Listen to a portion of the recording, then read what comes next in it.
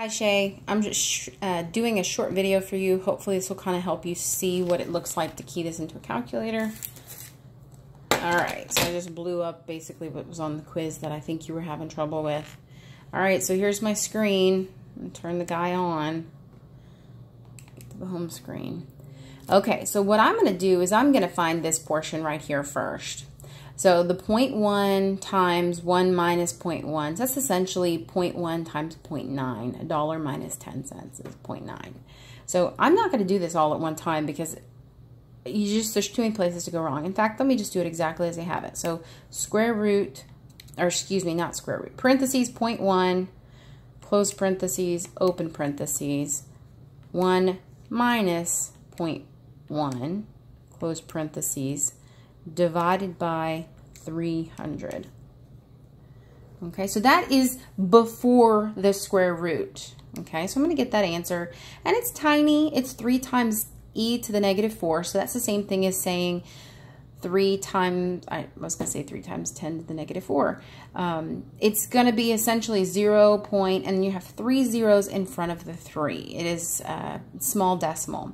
Now, when you're dealing with p hat is a percentage, so it's always going to be between 0 and 1. So this is always going to be a decimal. If you get something that's not a decimal, that's when you have issues. All right, so now I need to do the square root of that. So I'm going to go, square root is behind that x squared button. So mine's in blue. It's kind of hard to tell with this lighting, but mine is in blue. Yours may be a different color. But I'm going to hit the second button to get the function behind it, and then that x squared. And then I'm going to just repeat the answer. So if you go second, and then down here in the negative, behind it, you see where it says ANS? That means answer. So if I go second, and then answer, again, my answer's in blue, that's why I did that, it's going to basically just pull down that 3 times 10 to the negative 4.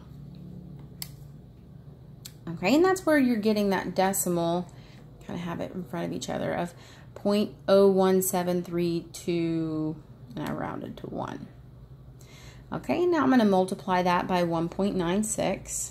Multiply that times 1.96. And I'm getting 0.0339. And again, I did some rounding to make that 5. Okay, and now we have 2 different computations to do.